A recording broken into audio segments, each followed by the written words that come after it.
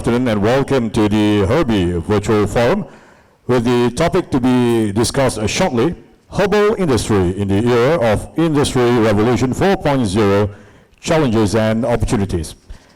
We have with us today four distinguished panelists, Professor Dr. Ibrahim Jantan, Advisor for Herbee, Honorary Professor in INBIOSIS, Mr. Noor Hisham, CEO Euro Circuit Technology, Senior Berhad, Dr. Kelvin, Managing Director, Furley, Bioextract, and last but not the very least, Dr. Ahmad Hazri Rashid, General Manager, IBRC, SIRIM. And our moderator would be Mr. Junaidi, CEO, Human Life Advancement Foundation, HLAF. Without further ado, I will now hand over the session to Mr. Junaidi. Over to you, sir. Thank you, Mr. MC. I would like to welcome our fellow panel members to these discussions on Herbal in the era of IR 4.0. Before I begin, let me introduce the panel members in greater detail. On my right is Mr. Noor Hisham. He is a Managing Director of Euro Circuit Technology Center Berhad, which invents the Biosolve, which is a product, a biodegradable water-based degreaser. He has completed hundreds of research and development works in collaboration with other countries, with other governments and corporations. He is also a winner of Petronas Investors Award in 1999. He works for UTM for 29 years, lecturing in metallurgy subject under mechanical engineering. He has very wide experience in solving surface cleaning complications, and he have established agencies for his products, which is called Biosolve, in about 25 countries worldwide. And then on his right is Dato Professor Ibrahim Jantan. Professor Ibrahim is currently the Honorary Professor at Institute of System Biology in INBIOSIS, University Kebangsaan Malaysia. Before this, he was a professor at Talis University, Malaysia. And before that, he was with Faculty of Pharmacy, UKM. At the moment, he is the advisor to Herbee, and we appreciate his contribution a lot because in our circle, we don't have somebody who is as learned as him. So we are looking towards him as a guidance in our overall activities. And on his right is Mr. Kelvin. He is the Managing Director of Furley, Furley Bioextracts. He has a master's in chemistry, and he actually took over the business from his father, the late father. So you can term him as a second generation herbal practitioner. And his area of expertise actually is in mangosteen, optimization of Cassinia mangostina extraction for commercial applications. And on his right is Dr. Hazri, a general manager with SIRIM. He has been very instrumental actually in collaborating with us in developing our approaches to develop products as well as research. And we treasure their support towards the foundation. So to all the panel members, I welcome you all and thank you very much for being here today. So to start, I would like to start with Prof. Ibrahim, since he is the authority in these areas. Prof, you have been at the forefront of this industry, this herbal industry and natural industry for a very long time. Can you describe how the industry has evolved? Okay, thank you, Junaidi. The practice of using plants to treat diseases has been, initially started as a social obligation, especially by the traditional medicine men, or locally they call BOMO, to maintain or to promote health among the community. And this later on progressed into business, commercialization of this plant or herbal into commercialized herbal products. And over the years, over the centuries, it's already being one of the money earners in the country, as you all know, but there's a lot of constraints, limitations facing the industry now. The industry has evolved over the centuries to become a profitable businesses, but as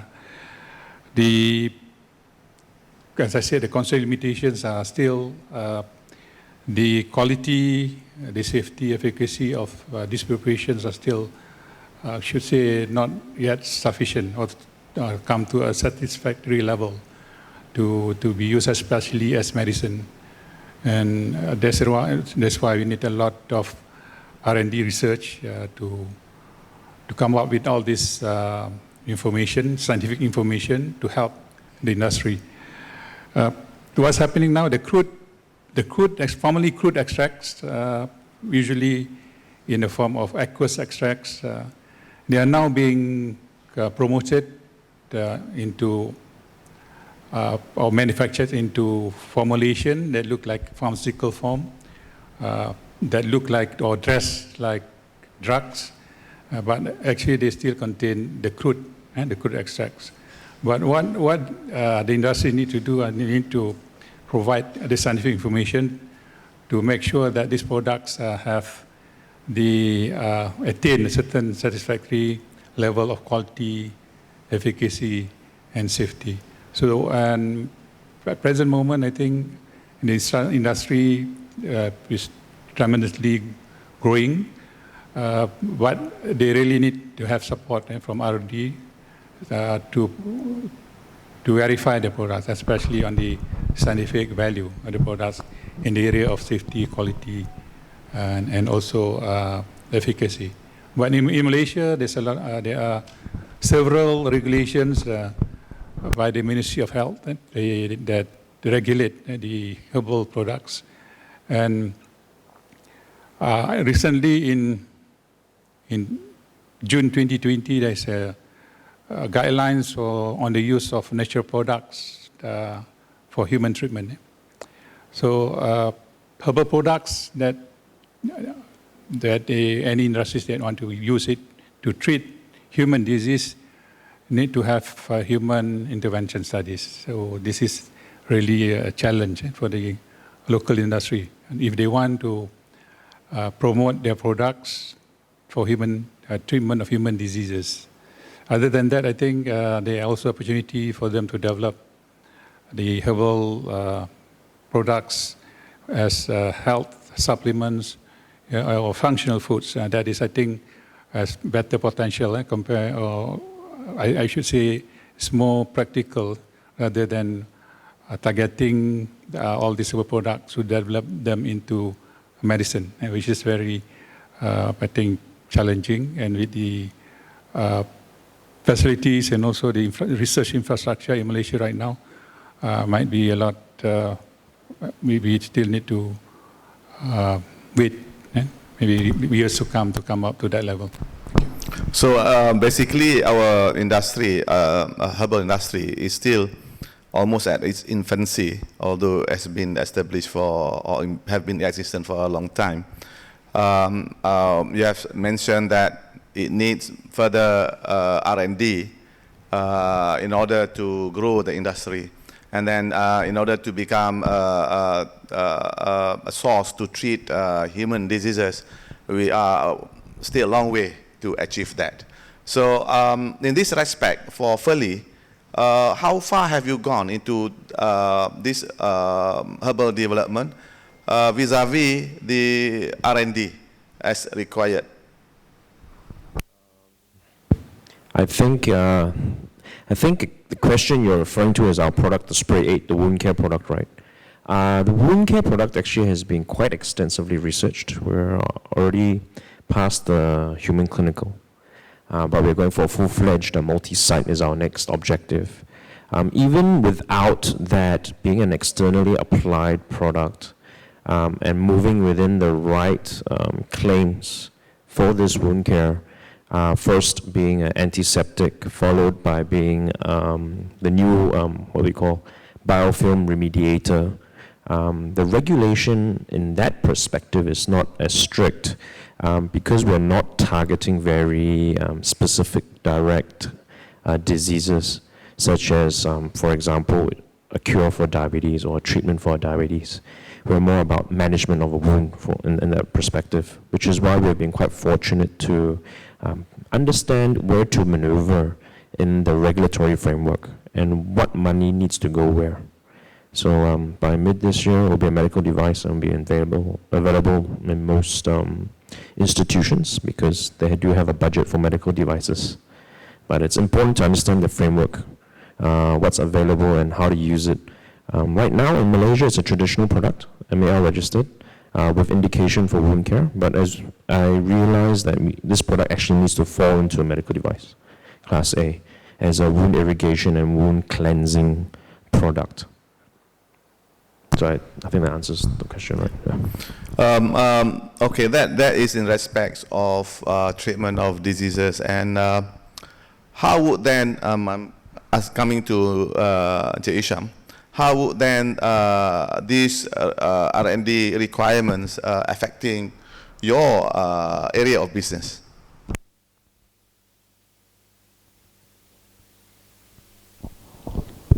So, thank you for the question. So basically, in respect of our nature of business, our application is more on engineering. So it's a herbal application, but it is more to address of engineering complications. For example, like in the maintenance services, so far, a lot of medium to treat and to maintain the oil complications are using the hazardous media. That is, you are talking about hydrocarbon base, like acetone, like toluene. All those are cancerous, and those are carbon contributors to the emission, and as well as these are harmful, dangerous to the industrial operation. So they are highly flammable, and they are having flashpoint, this sort of thing.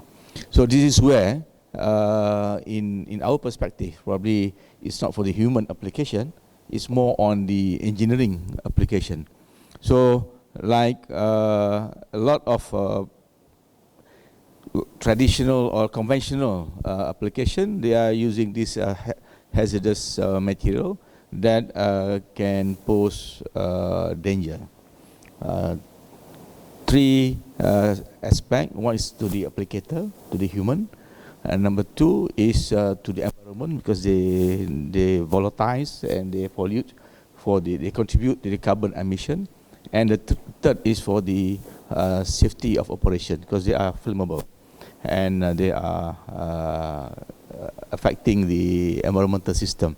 So this is where our herbal extracts, for example, as simple as like lemon. When we want to wash our hands after eating, we just put some lemon to wash our hands, right? So those are the nature of the surfactant extracts that are utilized in our system. So the R&D that we have done that we have developed synergistic components that are able to treat the oil molecules. So for example, like we went for the oil spillage. When you have oil spillage in the water, then we are able to disperse the oil into a minute nano size.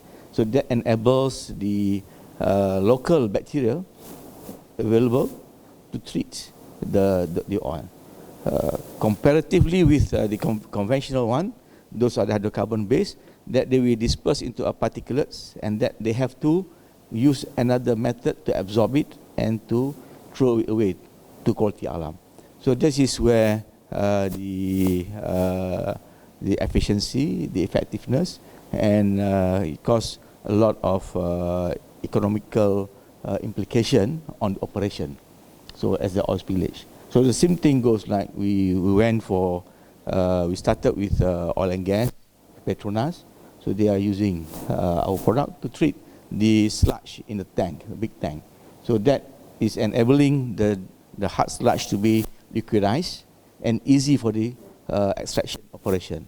So this is where the herbal component are able to do that. So this is where our technological contributions at the moment. So you have, I mean, your product is very interesting. It is user-friendly, non-carcinogenic, and non-toxic, and it has a wide applications. What next after this? Will this be the stopping point, or are you going further from there? Oh, that is a very big issues actually that we see as far as the application side. It is a diversified. So we can go right from the heavy engineering right to household. So this is where we are working with Herbee to develop. At the moment, we have also started working like for computers, cleaning of computer dashboard, cleaning of utensils in the kitchen. So all these are applicable. Cleaning for clothes, stains for workshop that they have a lot of stains on the coveralls, that we can treat that as well. So these are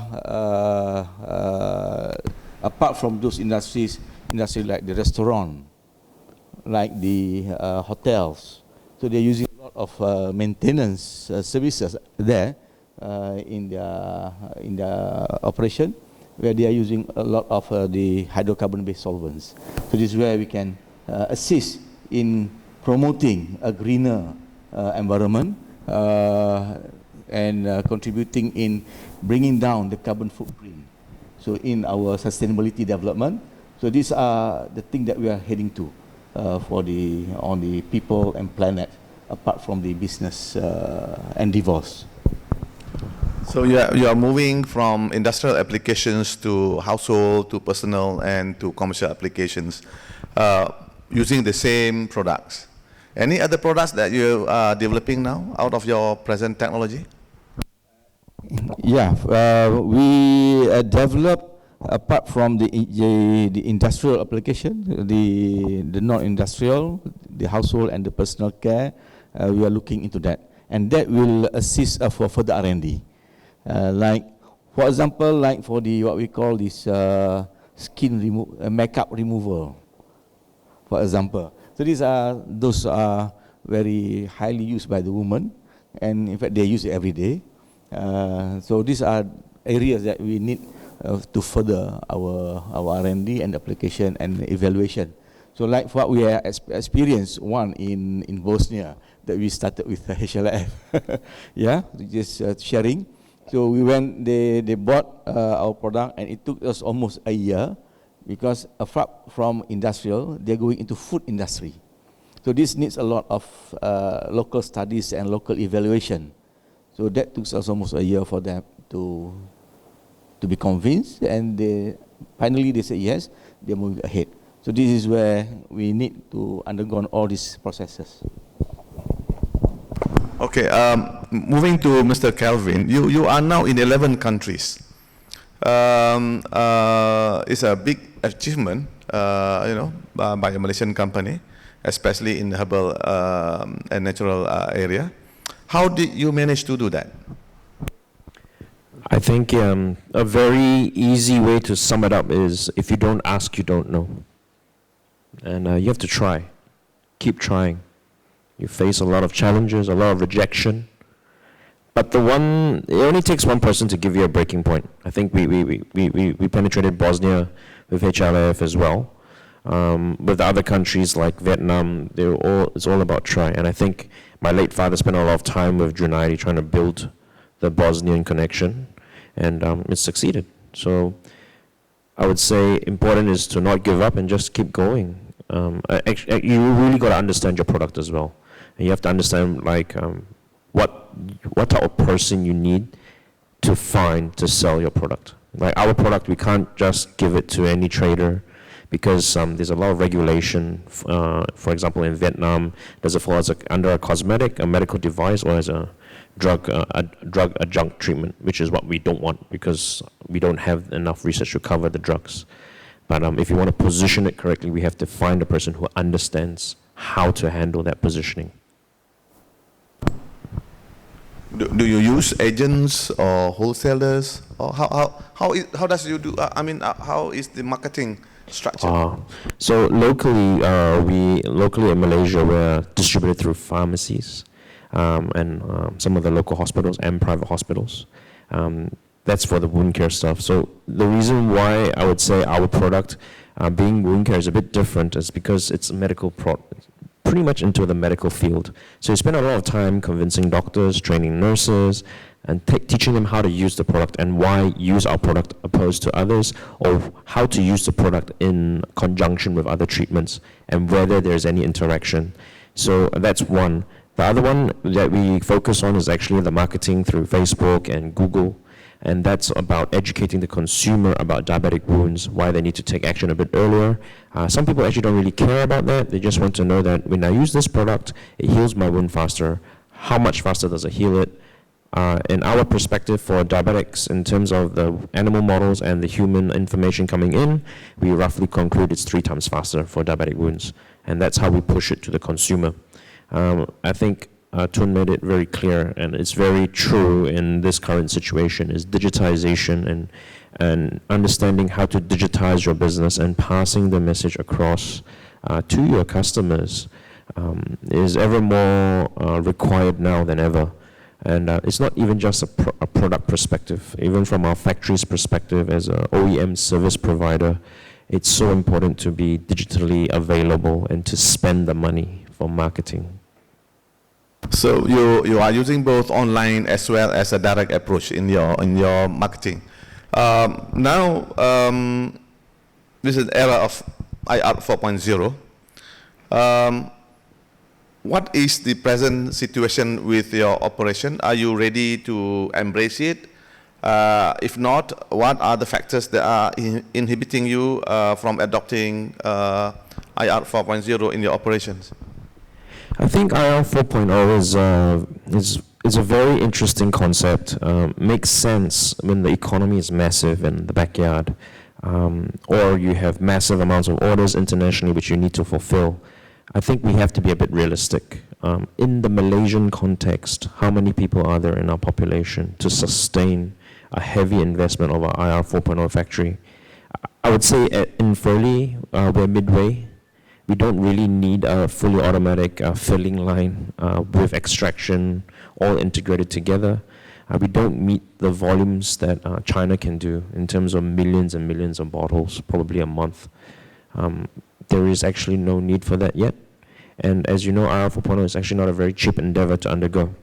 Of course, you're looking at reduction in manual labor, increase in employment in skilled labor, but it does not mean that it is the right way to go. I think every company has a different situation and a different handling point. And it's very important to remember, just because you invest in IR 4.0, you might not see the return. The amortization might take you tens of years to get the numbers back, just in the sheer fact that our backyard is a bit too small. That's my personal opinion. So in essence, you are looking at volumes before you can really totally embrace IR 4.0. And at the moment, the volume doesn't support the investments in IR 4.0. Not for us. When you look into the future, when do you think that you will need to come and adapt this IR 4.0? I think a very interesting model to look at is if you look at Coca-Cola on the way they handle, how they scale to the international market, is they will no longer look at investing in the factories, especially if you have a successful product which people demand for. You look for other people to invest in the factories and contract and license the technology to them for them to manufacture. Because capex investment is not very fun. You know, realistically as a manufacturer, it's, you'll be lucky to make 15% per product or whatever you're doing. And that's on the high side. So can I say that Furley in the future will be a marketing company rather than production company? Definitely, we will reach a stage where we'll be very focused, not just on marketing, but in the growth of the technology, investment into the research further. I would have to pride myself that my father left me a company which is heavily invested in research. And it's been very painful to go through this process. But now we're yielding the fruits, and I think you can appreciate that we've grown into so many different sectors using that core technology, that Dermazan mangosteen technology. So not just a marketing company, but a research-orientated company is probably where we'll be headed. Manufacturing all that, our product is not really rocket science to manufacture. There's some secrets here and there that needs to be protected, and we'll protect that ourselves with our manufacturing facility now. But if you're talking about putting the product into a bottle or filling it up, anyone can do that, just as long as the licensing is correct. Okay, I would like to go to Dr. Hazri, being from SIRIM, which is the government agency who looks at the quality and the productivity. How do you see the impact of IR 4.0 on the herbal industry? Down.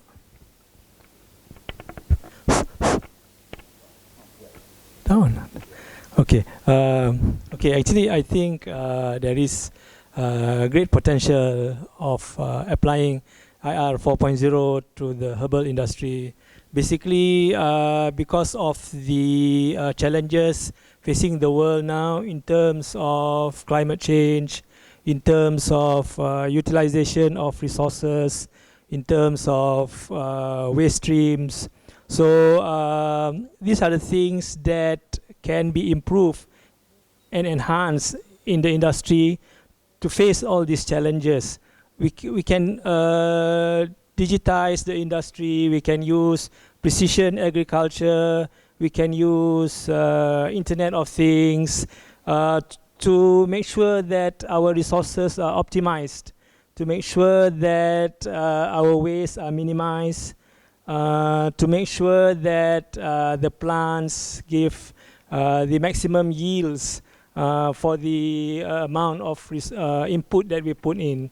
So there is actually quite a big potential for the herbal industry, but I'm not sure what is the size of the herbal industry at the moment. So, but it needs to be there needs to be a start to it. So there are I've seen some young people coming in, starting their farming of herbals,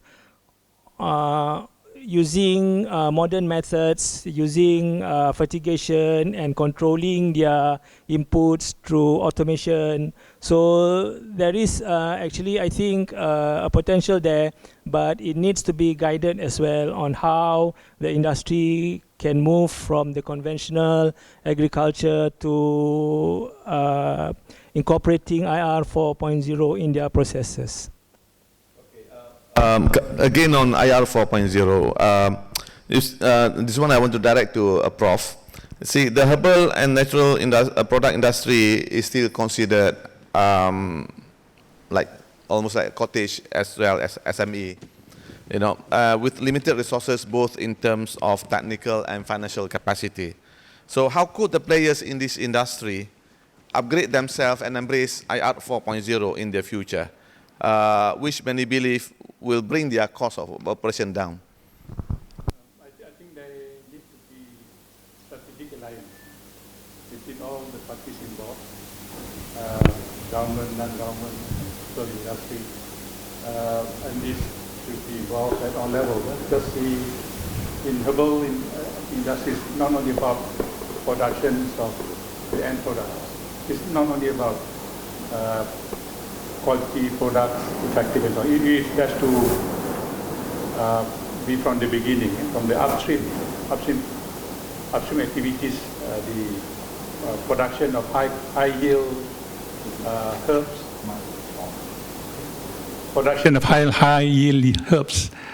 This need to have a good agricultural practice, a good silviculture to support the industry, and in the industry you need to have good manufacturing practice, production of high quality herbal products, and also commercialization. You have to have a good strategy to commercialize it, and this, as I said, is to be collaboration or strategic alliance between all these parties, and of course R&D by research institution and also the government's policy to support research. So all these have to come together to help the industry, especially in facing the present era of challenges and constraints. And as you know, in herbal industries is highly regulated, as mentioned just now.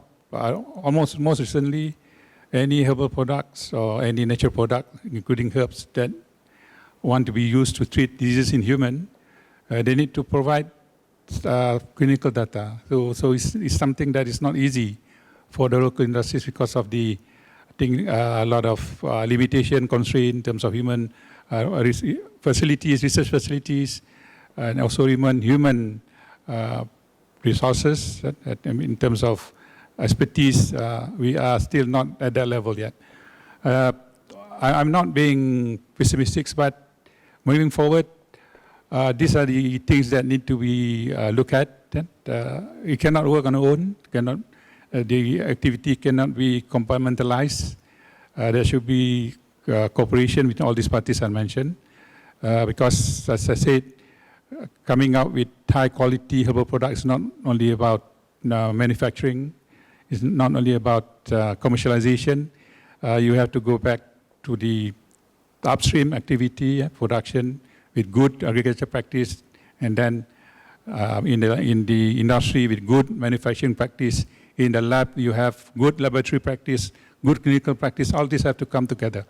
I think, at national level, I think there should be a sort of coordination rather than people working on their own. Of course, you can be very competitive, but I think some institution, maybe the government, should take a lead to coordinate all these activities and support and herbal industry in a way, make it as one of the major income for the country. Okay, Prof. There is a wide claim that the herbal industry actually receives very much less attention from the government, and because of that, it is lagging. And even now, all the herbal products face a lot of difficulties, even to get into the hospitals, and even to use as a topical treatment rather than oral. And you mentioned that we need to collaborate. Without government attention, government focus, and the policies, how could this collaboration happen? Will it be private initiatives? And if it's left entirely to the private, will it be successful?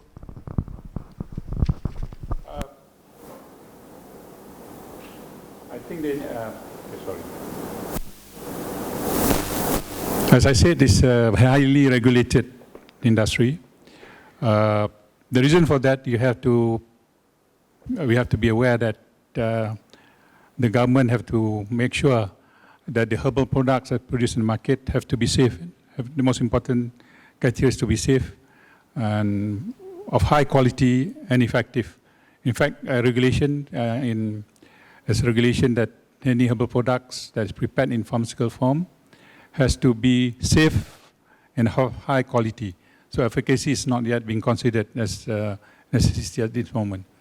But for the industry to move forward using herbs as medicine or botanical drugs, I think it's still long way to go.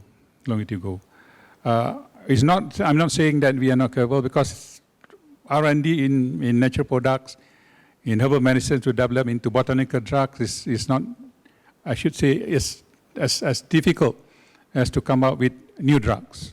Yeah, with all these regulations, all this.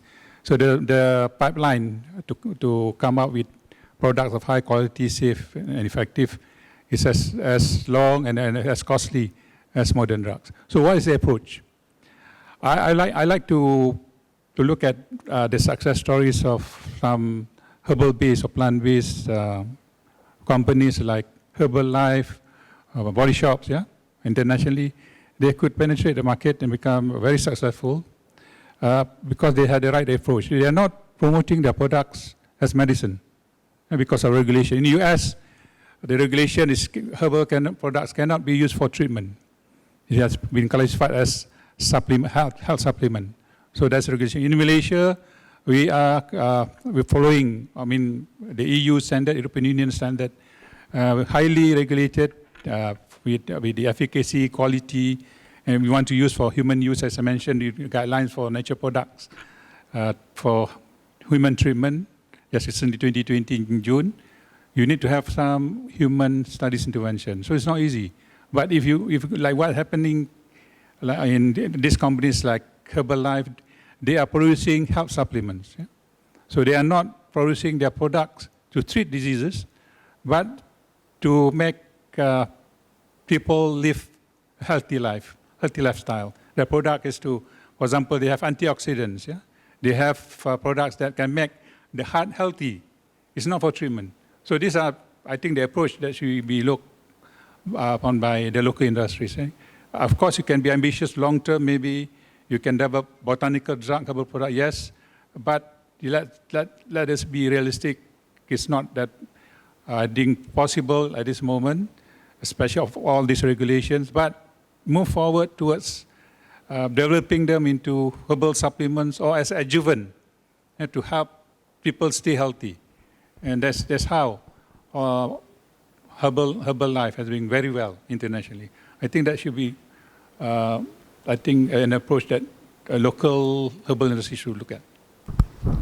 So basically, what we're looking at now between what the scientist is saying and what being practiced in the market, especially on the basis of a cottage industry where people in the villages are actually producing products which they claim to have certain curing properties, which is not backed by science.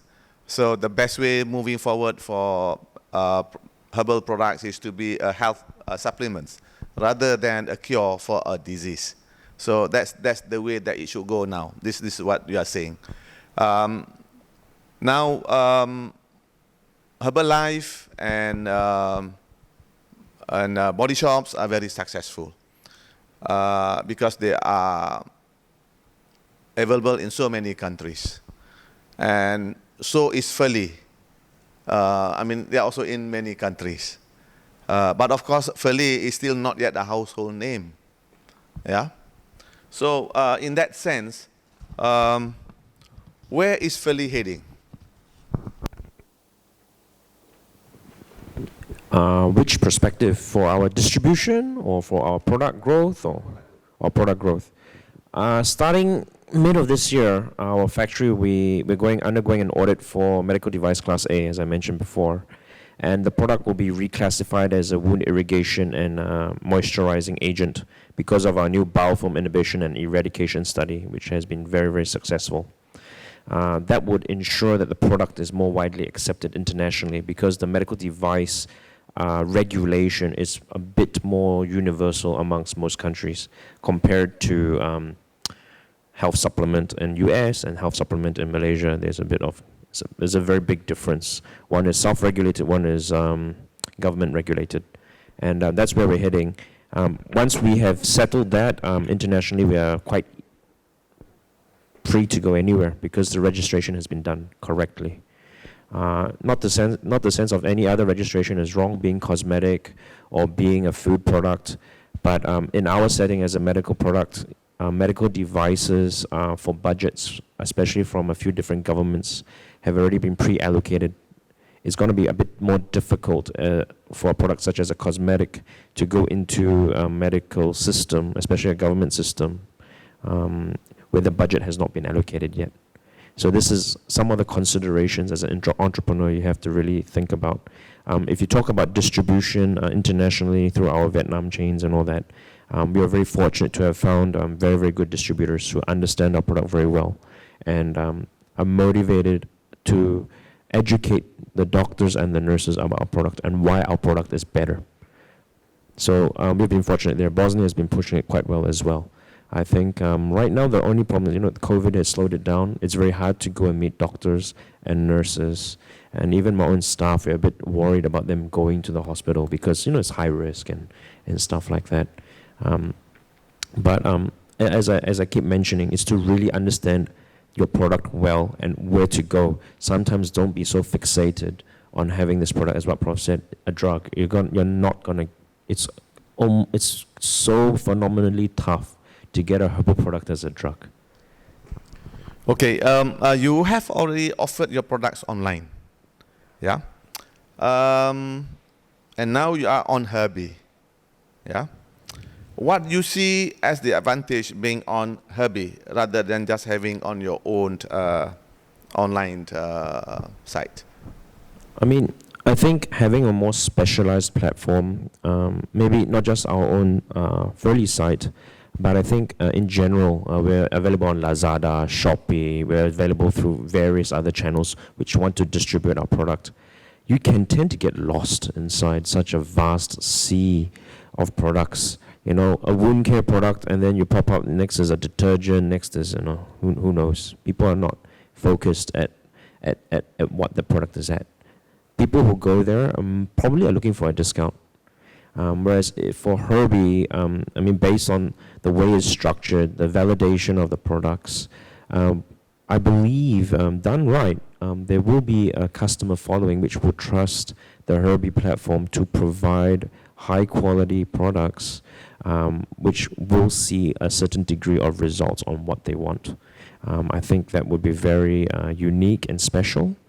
We spend a lot of money on marketing to our existing customer base through Facebook and Google, and I think this would be a very great addition to the way we market the product.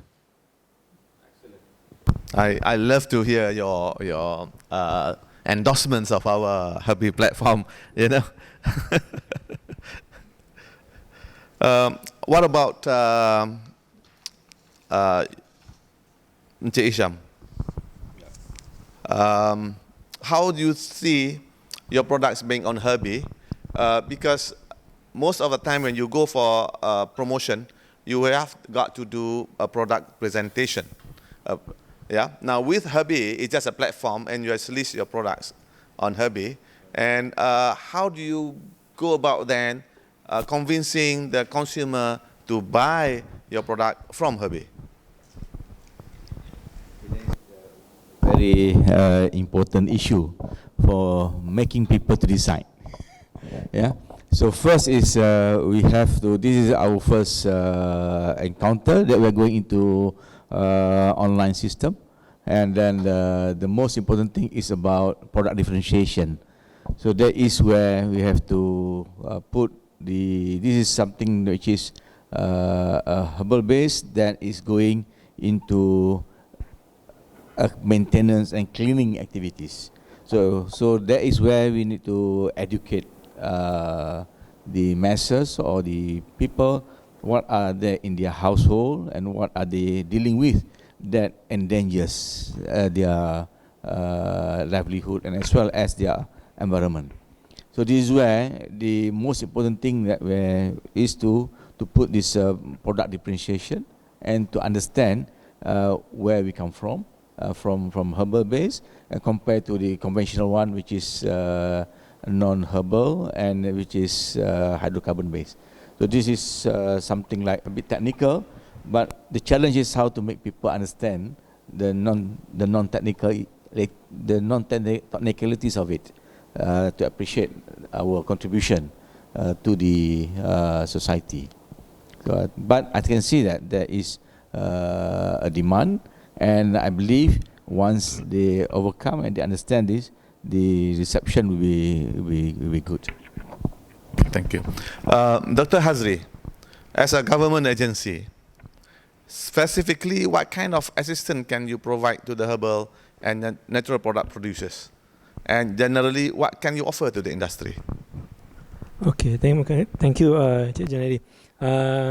Okay, we have a lot of services in SIRIM that we can offer to the herbal industry. Basically, we have a special section which we call the cosmetics and natural products section, in which we do a lot of activities which relate to herbal industry. Recently, we came up with 4 industrial standards covering the upstream sector of the herbal industry, from post-harvest processing until analytical methods and actives of say like 10 important herbs.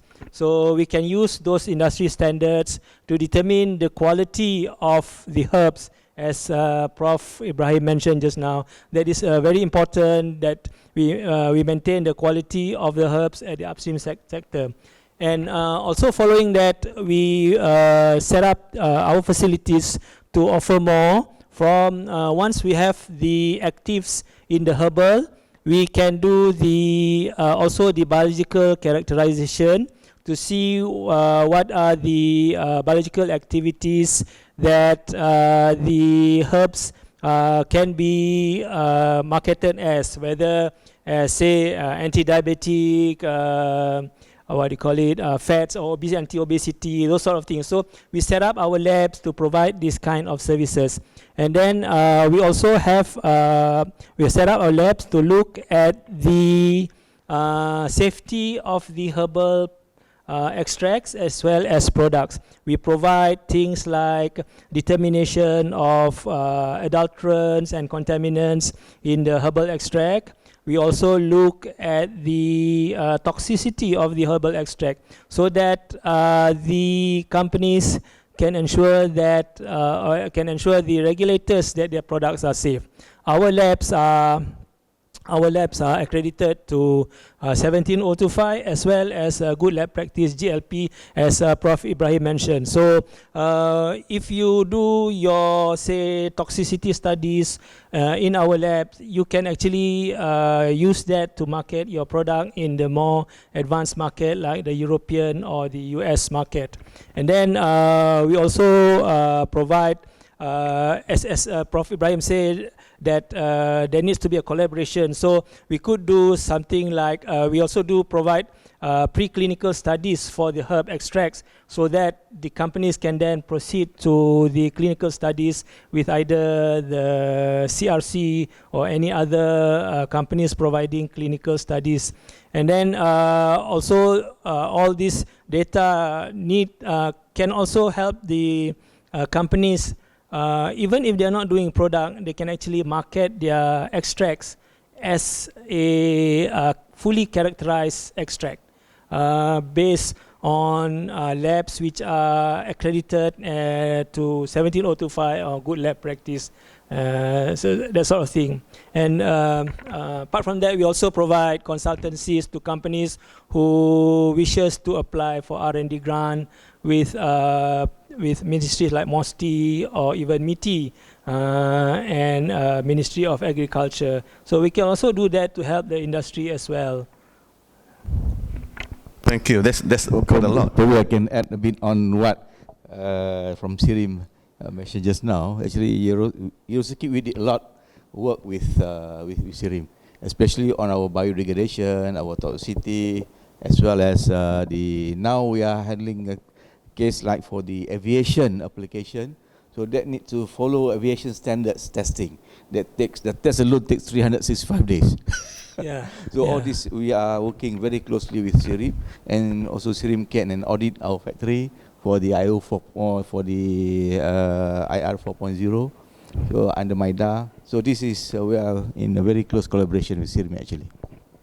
Yeah, sometimes it's not just the product, but also things like the packaging of the product needs to be tested as well to make sure that there are no contaminants coming in from the packaging to the product as well. So we can also do that for companies as well, so that they can actually do their submission to the regulators overseas. Okay, that's excellent. I see there's huge services and assistance that SIRIM can provide to the industry players. I think we have come to the last question of this session. I would like to hear from Prof. Ibrahim. What do you think of Herbee?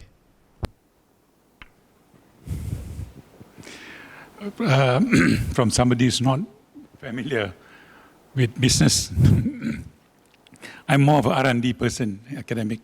But I think, as mentioned just now, you have a platform for which is very specialized on herbal medicine. We have, of course, we have all this Lazada or the Shopee and so on in the market, but diversified products in the market. These are not specialized. But with Herbee, it's very specialized, and we can monitor, control to make sure the products in the platform that we serve is of high quality. It's very important. When you say high quality, it's high quality, it means it's safe and effective. Because in herbal products or any, if you consider as a medicine or health supplements, the most important criteria is safety actually. Because just like when you're driving a car, of course you want to reach the destination, right, safely. I think the most important is to drive safe. You can reach a destination, equivalent to you get what you want, it's effective, right? But I think the most important is you are safe during the journey, no accident and so on. So the same thing, you're taking medicine. Of course, the public, the people always look at the efficacy, but they don't realize the more important criteria aspect is this safety. So people sometimes suffer disease, chronic diseases like cancer. It's because they are taking all these products without knowing the scientific information of the product. So these are things that I think by using Herbee, we make sure products with all this scientific information into it. And so we are not going to allow products with all this lot of based on testimonial, anecdotes, and so on without any scientific support. These are things, the value that are going to provide to all people in industry, herbal industry, on the use of this platform. Okay, thank you, Prof. And I would also like, we have come to the end of the session. I would like to thank all the panel members for their contributions today. And I wish them well in their respective areas. And I also wish them that they will continue to support Herbee and to grow together with Herbee. Thank you so much. A very insightful and exciting discourse indeed. I'm very sure all our virtual audience of viewers would have benefited a lot from today's discussion. Once again, we would like to thank our moderator, Mr. Junaidi, and also Encik Noor Hisham, Professor Dato Dr. Ibrahim Jantan, Dr. Kelvin Su, and last but not the very least, Dr. Ahmad Hazri. On behalf of Herbee, once again, we would like to extend our special thanks to all our viewers for tuning in today and have a fantastic experience by watching online via our social media platform, both the launch event and also the Herbee virtual forum. Once again, always remember Herbee anytime, anywhere.